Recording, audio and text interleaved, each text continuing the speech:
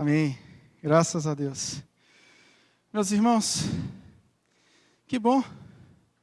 Vamos falar da palavra de Deus. E hoje nós vamos continuar aquela série, né? Porque que a gente ouve o sermão expositivo. E hoje nós vamos falar a parte 14, que fala sobre...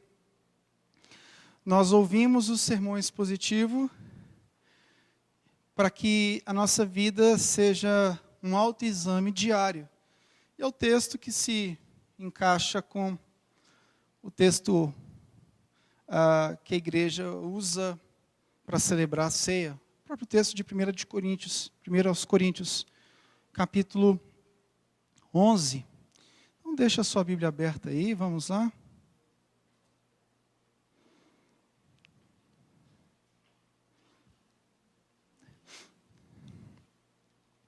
Eu não vou fazer uma exposição de todo o capítulo 11, ok? Eu vou falar hoje só da questão do autoexame, mas é claro que eu vou fazer uma exposição geral da carta e vou chegar onde nós precisamos chegar sobre o autoexame. Porque eu recebi do Senhor o que também vos entreguei. Que o Senhor Jesus, na noite que foi traído, tomou o pão e, havendo dado graças, o partiu e disse: isto é o meu corpo que é dado por vós, fazei isto em memória de mim. Por semelhante modo, depois de haver ceado, tomou também um cálice, dizendo: este cálice é a nova aliança no meu sangue. Fazer isto todas as vezes que o beberdes em memória de mim. Porque todas as vezes que comerdes este pão e beberdes o cálice, anunciais a morte do Senhor, até que Ele venha. Por isso, aquele que comer o pão ou beber o cálice do Senhor indignamente, será réu do corpo e do sangue do Senhor. Examine-se, pois, o homem a si mesmo, e assim coma do pão e beba do cálice. Pois quem come e bebe sem discernir o corpo, come e bebe juízo para si. Eis a razão porque há entre vós muitos fracos e doentes e não poucos que dormem. Porque se nos julgássemos a nós mesmos, não seríamos julgados. Mas quando julgados, somos disciplinados pelo Senhor para não sermos condenados com o mundo. Meus irmãos, minha expectativa nessa noite é que o Senhor nos conduza ao arrependimento. Que o Senhor nessa noite seja adorado, mas que essa adoração coletiva reverbere no nosso dia a dia. Que aquilo que nós estamos fazendo aqui seja a nossa prática diária, seja a nossa prática constante. E necessariamente quando voltarmos para o próximo culto, a nossa prática diária vai refletir na adoração coletiva do povo de Deus. E com certeza nós vamos nos encontrar e vamos adorar em espírito e em verdade, porque o nosso dia a dia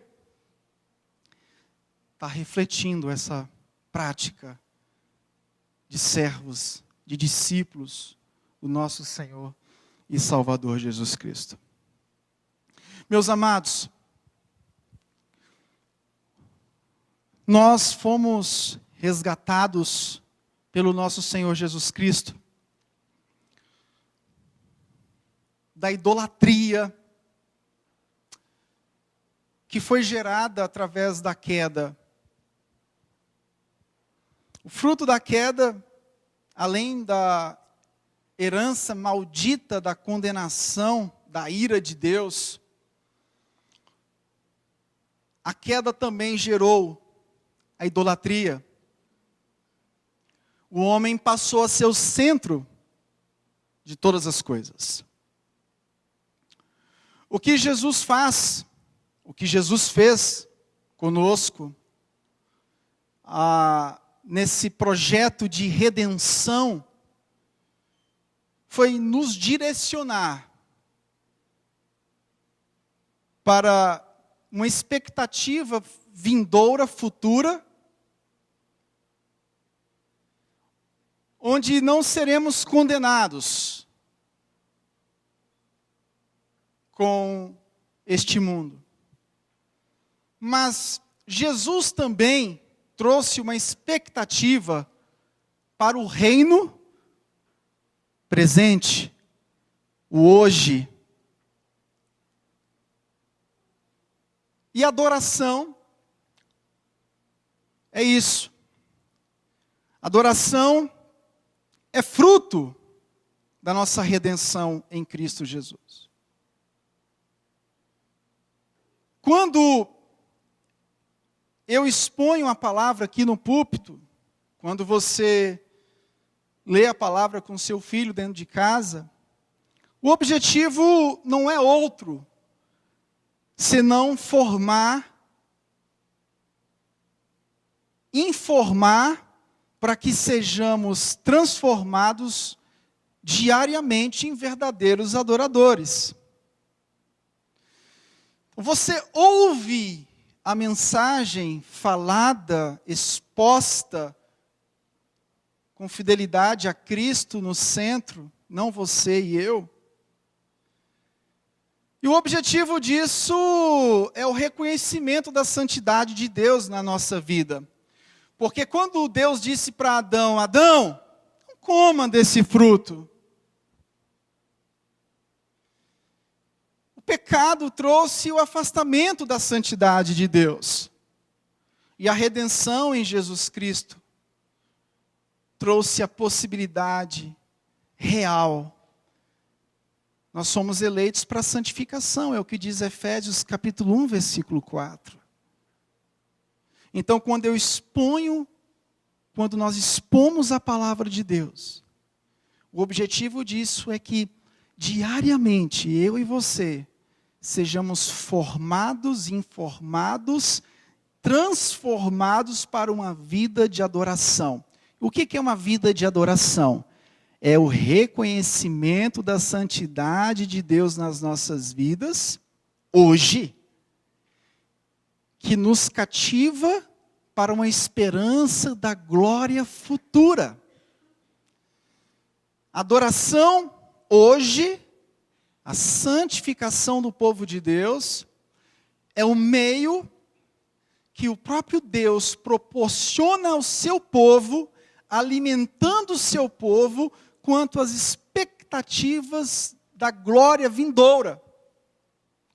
É tanto que, quando a gente deixa de estar em santidade, a expectativa da volta de Jesus, o fogo começa a ficar baixo. Você começa a se preocupar mais com a sua própria existência. A gente começa a se preocupar mais com as nossas próprias vidas.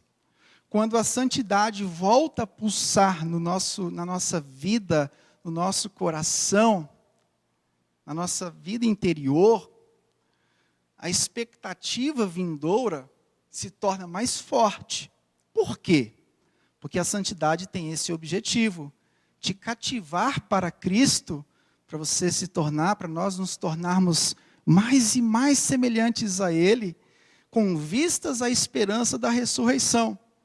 Então, o crente que não fala mais na ressurreição, não fala mais da volta de Jesus, de fato, a santificação é algo que está faltando na vida dele.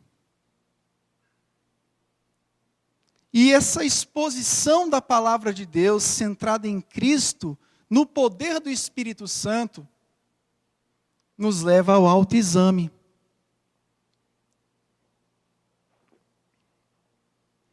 Então eu prego a palavra, e isso tem que produzir em você e em mim um autoexame. Precisamos entender que somos um corpo. O individualismo na vida cristã tem ofuscado isso de muitas vidas. Eu estava numa livraria, numa distribuidora de livros, e de repente uma pessoa está lá conversando com a outra. Eu sou muito curioso, irmãos, assim, a gente fica curiando conversa alheia, né? Mas assim, boa parte das minhas ilustrações são fruto da curiosidade. Eu estou na piscina, estou ouvindo alguma coisa assim, crente conversando, a gente ouve cada coisa que a gente fica espantado. E um crente conversando com outro crente dentro da livraria cristã. Não, porque o meu negócio é o seguinte, meu negócio é ir para a igreja, eu cultuo a Deus, vou para casa e não quero mais saber de negócio de contato com a igreja. E ele lá, dando uma aula, né, para outro irmão, e com toda a autoridade. Coisa linda. Aí eu estiquei, ativou, né? O curioso foi ativado. Eu disse, como? Esse é o espírito atual, o individualismo, onde desconecta Cristo do seu corpo. Sim, mas nós somos um corpo na face da terra. Mas também somos um corpo reunido. A fé acontece de modo geral. Você com seu irmão da Assembleia de Deus, com seu irmão da Presbiteriana, com seu irmão da não sei aonde, vocês, se de fato houve uma confissão de que Jesus é o Senhor, uma confissão efetiva dos méritos de Jesus na cruz, você tem essa comunhão. Agora, essa comunhão com os demais irmãos, ela é um nível. Agora, existe outro tipo de comunhão, a comunhão da igreja local.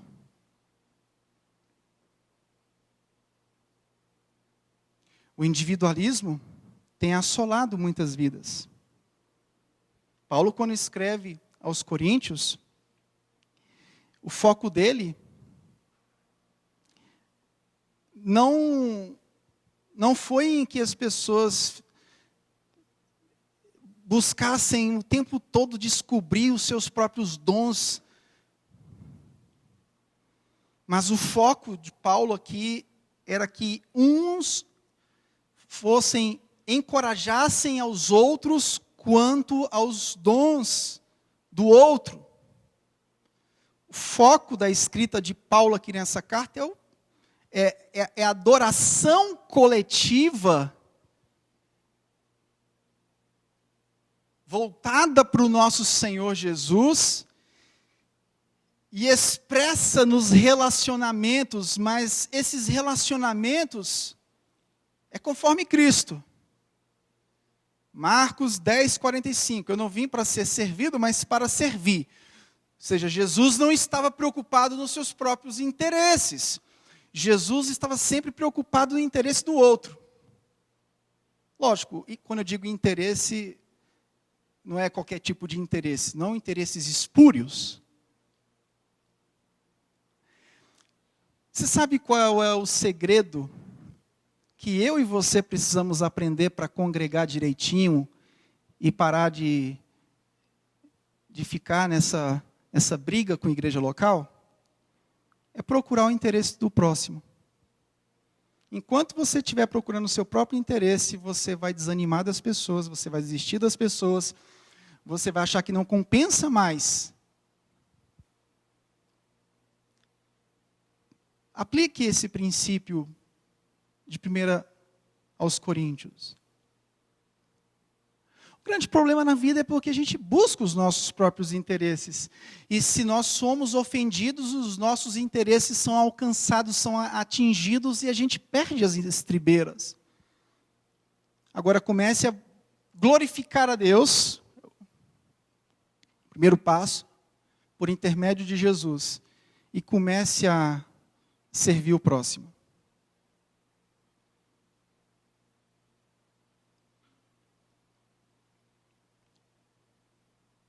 Mas enquanto você estiver buscando os seus próprios interesses, congregar vai ser um fardo para você.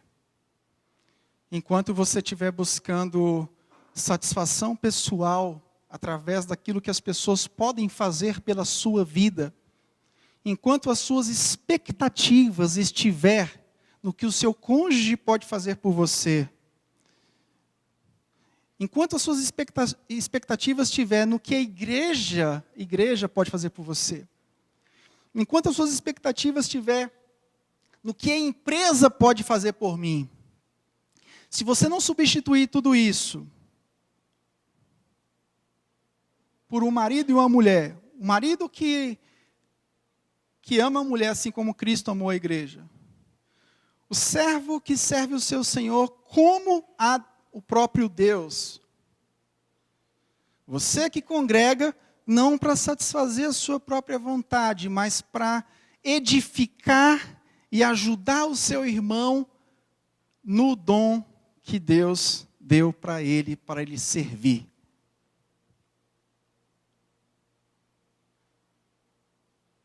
Então, tire essa preocupação que você tem com o seu próprio dom, com a sua própria performance, com a sua própria, sabe? E comece a focar no outro. Porque foi isso que Cristo fez por nós. Ele se desfez da sua glória. Nós devemos guardar a integridade da fé por meio do discipulado. E quando a gente começa a descobrir que a nossa missão é discipular, a gente não cai naquele erro que a igreja de Corinto caiu no capítulo 5, a ponto de ter que disciplinar uma pessoa que estava cometendo incesto. Discipulado é justamente um processo onde nós mutuamente somos e caminhamos juntos para nos tornarmos a imagem e semelhança de Cristo. O discipulado ele serve para testar a nossa fé. A igreja é coluna e baluarte da verdade. A igreja ela é responsável por defender o nome de Cristo na terra. Então, o discipulado é um teste diário que eu e você devemos nos submeter para saber se a nossa fé é verdadeira ou não é.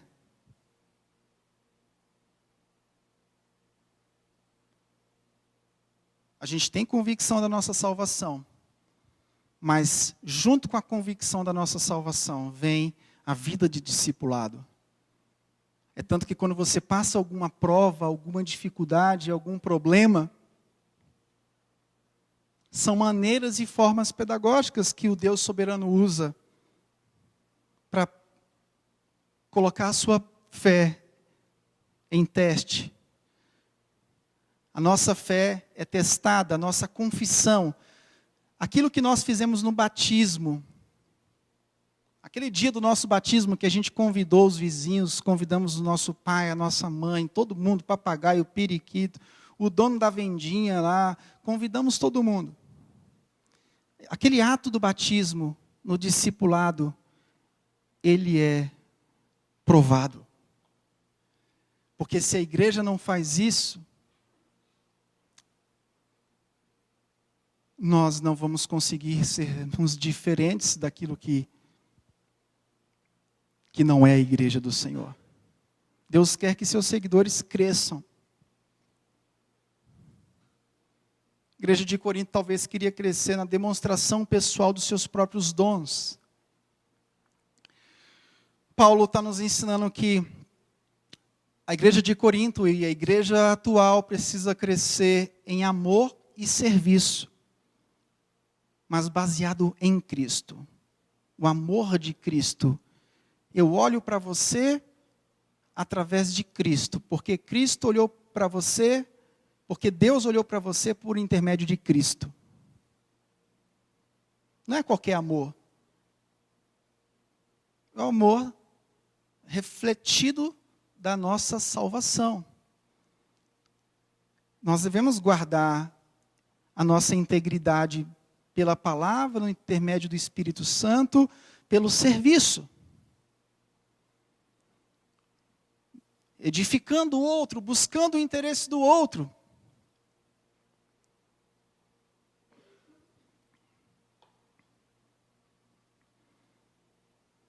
A igreja é o corpo de Cristo, meus irmãos.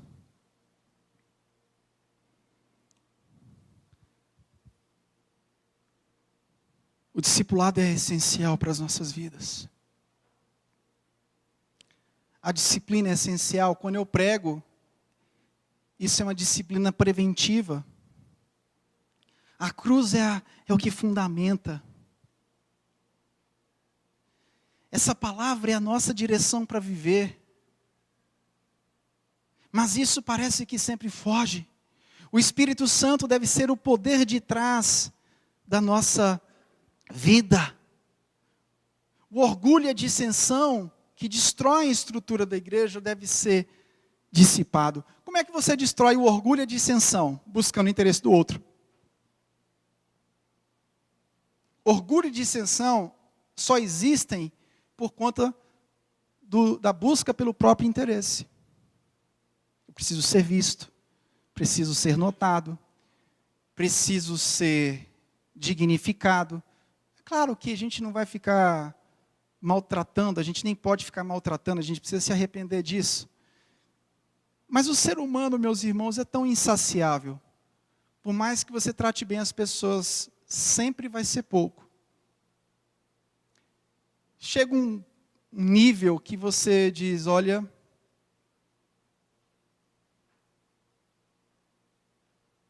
você é insaciável, eu sou insaciável. Nunca eu vou conseguir ser suprido. Você nunca vai ser suprido da forma como você quer, como eu quero. Então, que entendamos isso. E ao invés de buscar ser supridos, vamos servir o outro. Ao invés de buscar ser servidos, vamos fazer como Cristo. Serviu e deu a sua vida em resgate por muitos.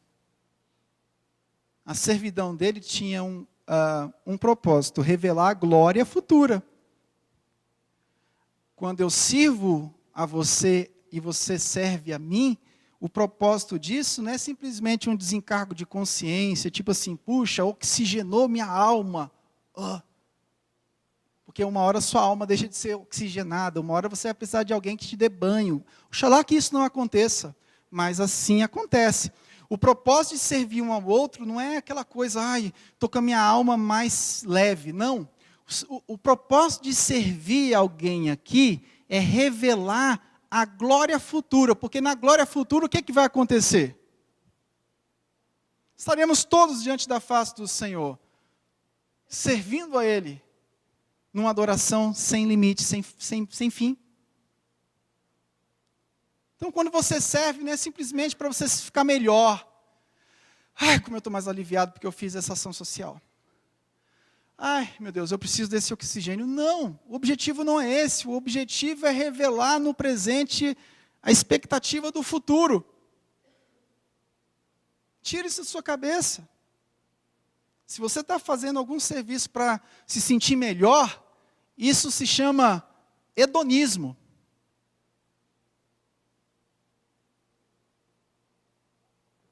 Está buscando um prazer através do serviço. Isso é tão perigoso, isso é tão sutil. Isso pode também te levar ao orgulho e à dissensão. Porque se eu estou servindo para me sentir melhor como crente, pastor, eu preciso trabalhar na igreja para me sentir melhor. Uma hora você não vai conseguir trabalhar como você trabalhava antes. A maior contribuição dessa carta é, de fato, nós entendermos a natureza da igreja. Quem nós somos. O evangelho estava em jogo no comportamento dos nossos irmãos em Corinto. Paulo escreve essa carta justamente orientando-os para para que eles expressassem o evangelho através dos relacionamentos interpessoais. Embora em Corinto houvesse muita gritaria, e embora Deus, por misericórdia e graça, tenha derramado todos os dons,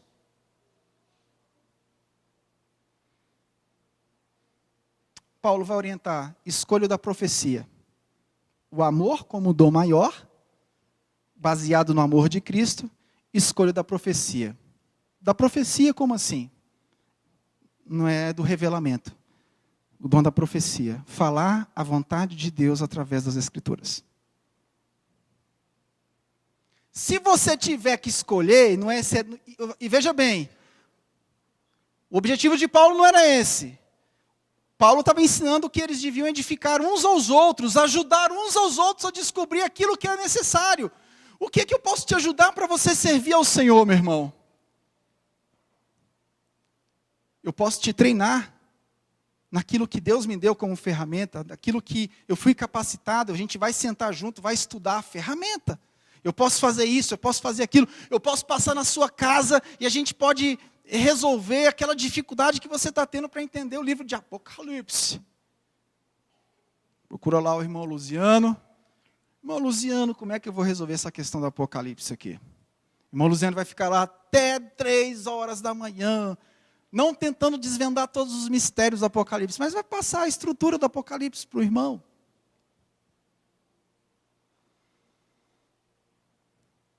O Evangelho está em jogo quando nós não nos comportamos e expressamos a glória de Deus através de Jesus Cristo.